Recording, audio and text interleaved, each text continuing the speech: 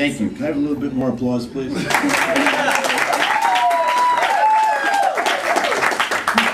Thank you, because I had this awful dream this morning that about halfway through the roast, all I heard was crickets on that side of the room, and half of the crickets weren't even laughing. So far, everything is good here. So thank you, Jeff, for that great introduction. But don't you remember when I wrote it for you, I used words like sexy, handsome, debonair, and extremely successful? Well, I think I can honestly say that at this very moment, everyone in this room is thinking, all right, let's get the hell out of here. But we really can't yet. We're here tonight to celebrate and roast a very special person. So who is it again? Oh yeah, Jeff Platter, sorry. But why the hell are we honoring him? Have we run out of important people to honor? Traditionally, people are honored on an occasion like this for a variety of reasons. Often they involve some achievement or award won. Honestly, I don't have a freaking clue as to why we're here tonight to honor Jeff. Has he ended world hunger? No. Has he found the cure for the common cold? No. As evidenced by the two that we said. Has he orchestrated world peace? No. And this one is dear to my heart. Has he led the Dolphins to a Super Bowl victory? No. Does he know why the sky is blue? No. Yeah. One in every crowd. Does he know the square root of 164? No. Okay, will someone please tell me something that he has done? Well, let's make this an early evening, because frankly, it's way past my bedtime and I'm starting to get cranky. And I'd like to apologize in advance to anyone that I might offend tonight with my roast. It's not my intent to do so, but I've been told that's what roasts are for. Right. So let me begin by saying that I'm honored to have been chosen as a roaster tonight. And as I looked at my esteemed fellow roasters sitting here, I'm pleased that I have been chosen, as I'm obviously not one of Jeff's peers, age-wise. But I guess that I was chosen so that AARP won't be filing an age discrimination suit Monday morning. Now, please, will someone please refresh my fading memory? Why are we here? Shaky. Oh, yeah. Jeff turned 30 years old. Big friggin' deal. I got a pair of sneakers at home that did the same thing, and we're not honoring them. 30 years old. It seems like only yesterday, and it was actually about 15 years ago, that my son Jeff first brought this other Jeff over to our house. I remember looking at my son and saying, how many times have I told you, don't bring home any strays? That got a bigger laugh at home. Okay, thank you. You're doing good, going.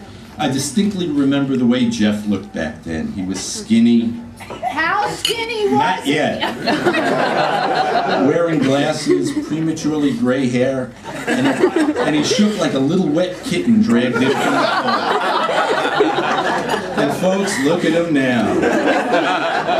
How skinny is he? I'm glad you asked. He's so skinny that his pinstripe suit only has one pinstripe.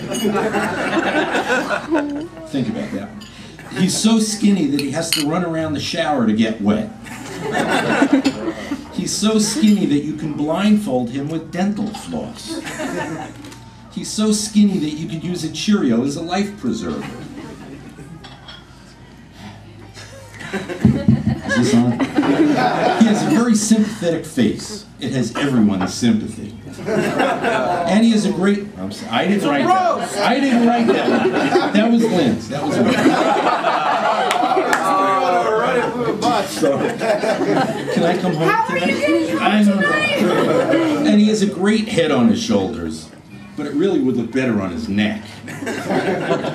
He's the kind of guy that girls dream about at night, because it's better than seeing him in the light.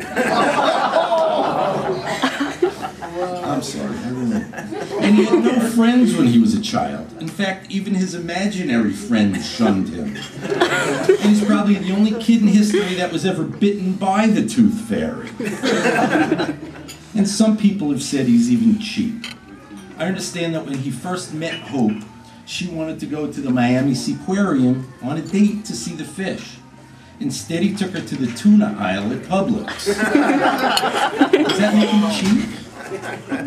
I heard that before Jeff met Hope, and he was still in the single scene, his nickname was Lady Killer.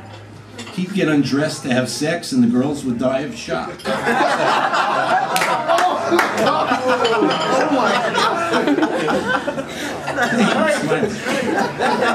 And he's not very handy around the house either.